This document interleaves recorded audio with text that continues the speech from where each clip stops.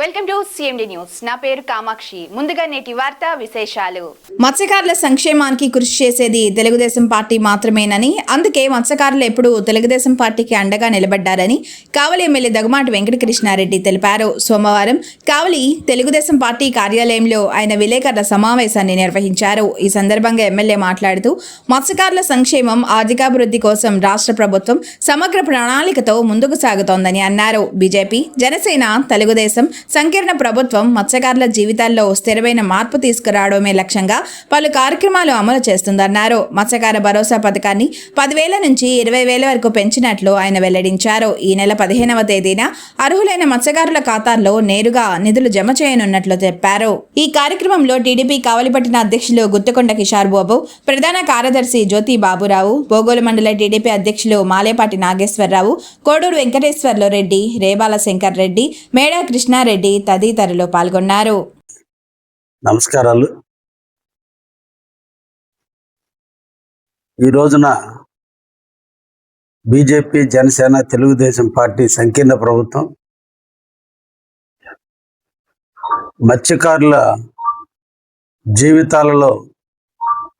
వెలుగులు నింపాలని ఎన్నో బృహత్తర కార్యక్రమాలు చేపడుతూ మత్స్యకార భరోసాని 10,000 రూపాయల నుండి 20,000 రూపాయలు చేసి, ఎవరైతే సముద్రం మీద ఆధారపడి జీవిస్తున్నారో వారందరికీ కూడా ఈ నెల 15వ తేదీన వారి అకౌంట్లో వేస్తూ వారి జీవితాలకి ఒక వెలుగును నింపుతున్నటువంటి ఈ రాష్ట్ర ప్రభుత్వం, శ్రీ నారా చంద్రబాబు గారి నాయకత్వం, యువ నాయకుడైనటువంటి నారా లోకేష్ బాబు గారి నాయకత్వం, జనసేన అధినేత అయినటువంటి పవన్ కళ్యాణ్ గారి ఆలోచనలు, ఒక దార్శనికుడైనటువంటి ప్రధాని యొక్క ఆధ్వర్యంలో మత్స్యకారుల్ని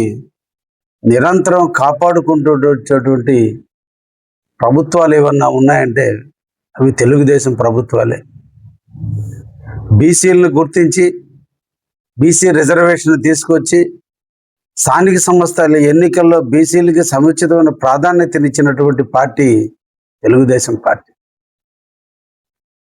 మత్స్యకారులకు అందరికీ కూడా వలలు కొనుగోలు కోసం కానీ,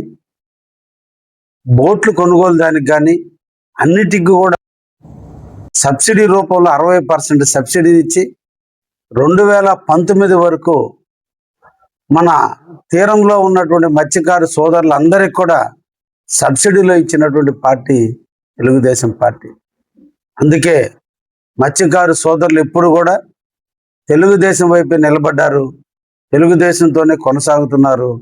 తెలుగుదేశం కోసమే పనిచేస్తున్నారు, తెలుగుదేశం వల్లనే ఈరోజు ఫలితాలు పొందుతూ ఉన్నారు. దేశ ప్రధానమైనటువంటి నరేంద్ర మోడీ గారి ఆలోచనలు, చంద్రబాబు నాయుడు గారి సూచనలు కలగలిపి ఈరోజు 2014లో స్టార్ట్ అయినటువంటి హార్బర్ల నిర్మాణం, మన సాగర తీరంలో హార్బర్లు నిర్మాణం తలపెట్టాలనేటువంటి ఒక ఆలోచన వచ్చింది శ్రీ నారా చంద్రబాబు నాయుడు గారికి. ఇప్పటికీ హార్బర్లో దాదాపు 50 బోట్లు కొనివ్వాలని స్థానికంగా ఉండే మత్స్యకారులకు అందరికీ కూడా ప్రధానమంత్రి మత్స్యకార యోజన కింద 1,20,00,000 రూపాయలు విలువ చేసేటువంటి బోట్లు కొనిచ్చాలని రాష్ట్ర ప్రభుత్వం, కేంద్ర ప్రభుత్వం ఇచ్చేటువంటి 40% సబ్సిడీతో పాటుగా ముఖ్యంగా నెల్లూరు జిల్లా తెలుగుదేశం పార్టీ కలెక్టర్ గారు, ముఖ్యమంత్రి గారు సూచనల మేరకు సిఎస్ఆర్ ఫండ్స్లో కూడా అదనంగా ఇంకొక 20% ఇచ్చి వాళ్ళ చేత బోట్లు కొనిపించి వాళ్ళందరూ కూడా ఎక్కడికో ప్రాంతాలు, దూర ప్రాంతాలకు వలసలు పోకుండా ఈ ప్రాంతంలోనే మత్స్యకారులు చేపలు పట్టుకునేటట్టు చెయ్యాలి. వాళ్ళందరూ కూడా ఈ హార్బర్ మీద ఆధారపడి జీవించాలి, వాళ్ళకి సరైన రేటు వచ్చి ప్రాసెసింగ్ యూనిట్లు పెట్టాలి అనే ప్రభుత్వం సంకల్పంతో ముందుకు పోతుంటే, దీన్ని భయభ్రాంతుల మధ్య, లేనిపోని అపోహల మధ్య ఈరోజు ప్రజలని భయభ్రాంతులు గురి చేస్తున్నటువంటి వైసీపీ పార్టీని తీవ్రంగా ఖండిస్తూ, దయ ఉంచి లోకల్ నాయకులు కానీ, జిల్లా నాయకులు కానీ మత్స్యకారుల జీవితాలతో ఆడుకోవద్దని, మత్స్యకారుల అభ్యున్నతికి ఏ రోజు పాటుపడినటువంటి పార్టీ వైఎస్ఆర్సిపి పార్టీ ఈరోజు మత్స్యకారుల కోసం ఏదో చేస్తామని ముందుకు వచ్చి లేనిపోని మాటలు చెప్పడం సభ్యత కాదని, మత్స్యకార భరోసా 4,000 నుంచి 10,000 చేస్తే మా పార్టీ, మా అధినేత ముఖ్యమంత్రి చంద్రబాబు నాయుడు గారు 10,000 నుంచి 20,000 చేసి మీరు ఇచ్చింది 10% మత్స్యకారులకు ఇస్తే మేము 80% మత్స్యకారులకు ఈరోజు మత్స్యకారుల భరోసా ఇస్తూ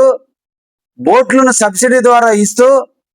ఇటీవల కాలంలోనే కావలి నియోజకవర్గంలో దాదాపు 170 మందికి మోటార్లకు కూడా 40% సబ్సిడీ ఇచ్చి మత్స్యకారుల కోసం నిరంతరం కూడా ఈ రాష్ట్ర ప్రభుత్వం శ్రీ నారా చంద్రబాబు నాయకత్వంలో పనిచేస్తుంటే గత 5 సంవత్సరాలలో ఏ ఒక్క రోజు కానీ ఒక వల కానీ, ఒక బోటు కానీ, ఒక సైకిల్ కానీ, ఒక మోపెడ్ కానీ ఏది కూడా ఇవ్వకుండా మత్స్యకారులుగా జీవితాలలో వెలుగుల కోసం ప్రయత్నం చేయకుండా మీ సొంత గుత్తేదారులకి, కాంట్రాక్టర్ల కోసం వర్కలు ఇచ్చారే తప్ప మీరు అంటూ మత్స్యకారులకు ఏమీ చేయనటువంటి మీరు ఈరోజు ప్రజలలో అనైక్యత తీసుకురావడం మంచి పద్ధతి కాదని స్థానిక నాయకులు కూడా తెలుసుకొని ప్రశాంతంగా జీవించి సముద్ర తీరాన్ని జీవించేటువంటి మత్స్యకారుల జీవితాల్లో మీరు విషాదాలు నింపొద్దని, రెచ్చగొట్టేటువంటి కార్యక్రమాలు చేయొద్దని, మత్స్యకారులు జోలికి రావద్దని, మత్స్యకారుల యొక్క జీవిత సరళిలో మార్పులు తేవడానికి మీరు ప్రయత్నం చేయొద్దని వైసీపీ నాయకులని తీవ్రంగా ఖండిస్తూ, ఇప్పుడు దేనికి వస్తున్నాడో మీ ఉనికి కోల్పోతున్నటువంటి తరుణంలో మిమ్మల్ని ప్రజలు గుర్తించుకున్నటువంటి లేని పరిస్థితుల్లో ఈరోజు తీసుకొచ్చి మత్స్యకారుల జీవితాలకి గుదిబండగా మారొద్దని వైసీపీ నాయకులను కూడా తెలియజేస్తూ, రేపు 15వ తేదీ జరిగేటువంటి కార్యక్రమానికి మత్స్యకారు సోదరులు ఎవ్వరూ రాకపోయినా బయట వలసల నాయకులను తీసుకొచ్చుకొని వాళ్ళ పార్టీ కార్యకర్తలను తీసుకొచ్చుకొని జరుపుకునేటువంటి హీన స్థితికి వచ్చినటువంటి వైసీపీని తీవ్రంగా ఖండిస్తూ, భవిష్యత్తులో మీ ఉనికి కోల్పోబోతుంది, ఇటువంటి జిమ్మిక్కులు చేస్తే ప్రజలు తిరస్కరిస్తారని కూడా హెచ్చరిస్తూ, రేపు జరిగేటువంటి జగన్ గారి కార్యక్రమానికి మత్స్యకారు సోదరులు ఎవ్వరూ రారని కూడా మీకు అందరికి కూడా తెలియజేస్తూ, మీరు ఇప్పటికైనా వాస్తవాలు తెలుసుకొని మత్స్యకారుల సోదరులకు తెలియజేస్తే బాగుంటుందని మీకు తెలియజేస్తూ ముగిస్తున్నా. 14లో దానికి సంబంధించిన డిపిఆర్లు తయారు చేయటం, ఈ డిపిఆర్లు తయారు చేసేటువంటి క్రమంలో అప్పటి కాంగ్రెస్ గవర్నమెంట్, ఆనాటి ముఖ్యమంత్రి అయినటువంటి రాజశేఖర రెడ్డి గారు 2008లో కృష్ణపట్నం పోర్టు నుంచి 160 కిలోమీటర్ల దూరం ఎక్కడ కూడా ఎటువంటి పోర్టు పెట్టడానికి లేదని జీవో ఇచ్చి మత్స్యకారులకి ఇబ్బంది పెట్టినటువంటి వ్యక్తులు వాళ్ళు. దాన్ని తొలగించి ఆ జీవోను సవరించి ఎక్కడైనా పోర్ట్లు కానీ, ఫిషింగ్ హార్బర్లు కానీ పెట్టుకోవచ్చు అని జీవోను తెచ్చి డిపిఆర్లు తయారు చేసి 2017వ సంవత్సరంలో జువ్వలు దిన్ని ఫిషింగ్ హార్బర్ కోసం కేంద్రానికి సంబంధించినటువంటి ఎన్విరాన్మెంటల్ క్లియరెన్స్ కానీ, మ్యారిటైమ్ అనుమతులు కానీ అన్నీ కూడా తీసుకొని 2019 మార్చి 7వ తేదీన దీనికి చట్టబద్ధత కల్పిస్తూ జీవో తీసుకురావడం జరిగింది. 158 కోట్ల రూపాయలు కేంద్ర ప్రభుత్వం, 150 కోట్ల రూపాయలు రాష్ట్ర ప్రభుత్వం వెచ్చించే విధంగా ముఖ్యమంత్రిగా శ్రీ నారా చంద్రబాబు నాయుడు గారు ఉన్న టైంలో 2019 మార్చి 8వ తేదీన దానికి జీవో ఇచ్చి ఆ జీవో ద్వారా దాన్ని మంజూరు చేయటం జరిగింది. తర్వాత వచ్చిన ప్రభుత్వం 2 సంవత్సరాలు కాలయాపన చేసి 2021లో అన్ని అనుమతులతో వచ్చినటువంటి హార్బర్కి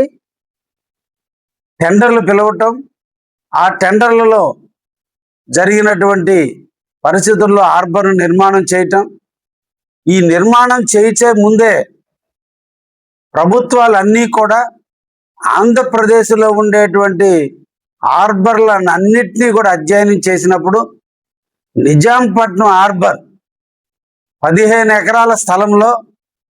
దాదాపు 30 సంవత్సరాల క్రితం నిర్మించినటువంటి హార్బర్ నడుస్తుంది. కాకినాడ హార్బర్ 12 ఎకరాల్లో నడుస్తుంది. మచిలీపట్నం హార్బర్ కొద్ది స్థలంలోనే ఉంది. దేశంలో అత్యంత పెద్దదైనటువంటి విశాఖపట్నం హార్బరు 64 ఎకరాలలో ఉంటే, ఈ రోజున జువ్వలదిన్నెలో ఉన్నటువంటి ఫిషింగ్ హార్బర్ 115 ఎకరాల విస్తీర్ణంలో దీన్ని నిర్మించి అధునాతన సాంకేతిక విధానంలో దీన్ని ఏర్పాటు చేయాలని ముఖ్యమంత్రి వర్యులు శ్రీ నారా చంద్రబాబు నాయుడు గారు వచ్చినటువంటి విప్లవాత్మకమైన మార్పే ఈ జువ్వలదిన్నె ఫిషింగ్ హార్బర్. 115 ఎకరాల్లో ఫిషింగ్ చేసేది కొద్ది ఎకరాల్లో మాత్రమే. మత్స్యకారులకి మంచి రేట్లు రావాలి, సముద్ర సంపద దళారుల చేతిలో మోసపోకుండా, ఎక్కడికో ఎగుమతులు చేసుకోకుండా ఈ హార్బర్లోనే ఫుడ్ బేస్ ఇండస్ట్రీస్ ఏవైతే ఏర్పాటు చేయగలిగితే, ఇక్కడే సముద్రంలో నుంచి తీసుకొచ్చినటువంటి మత్స్య సంపదని ఇక్కడే ఉన్నటువంటి ఫ్యాక్టరీలు కొనుగోలు చేయటం, వాటిని ప్రాసెసింగ్ చేయటం, ఈ ప్రాసెసింగ్ చేసినటువంటి వాటిని ఫుడ్ ఐటమ్గా మార్చుకోవటం, దీన్ని ఎక్స్పోర్ట్ చేయటం, లేదంటే నేషనల్ వైజ్గా అమ్ముకునే విధంగా ఫిష్ బేస్డ్ ఇండస్ట్రీస్ కోసమే ఈరోజు 115 ఎకరాలు తీసుకొని దాంట్లో హార్బర్ నిర్మించడం జరిగింది. 1976 సంవత్సరంలో విశాఖపట్నంలో ఏర్పాటు చేసినటువంటి హార్బర్ ఇప్పటికీ కూడా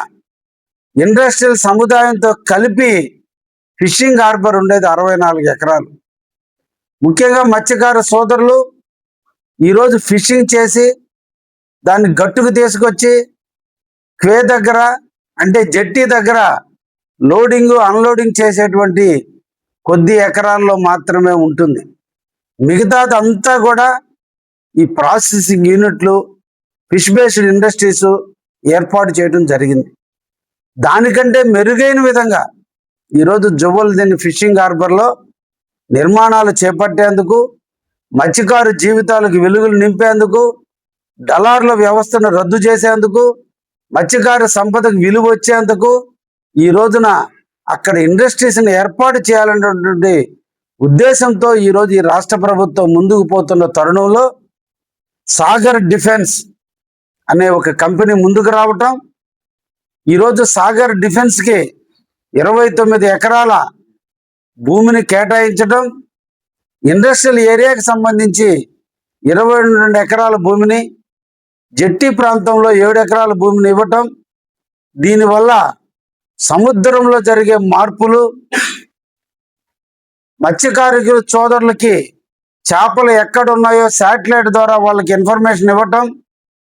సముద్రంలో తప్పిపోయిన బోట్లు కనిపెట్టడం, సముద్రంలో జరగబోయేటువంటి అవకతవకలు, సైక్లోన్స్, డిప్రెషన్స్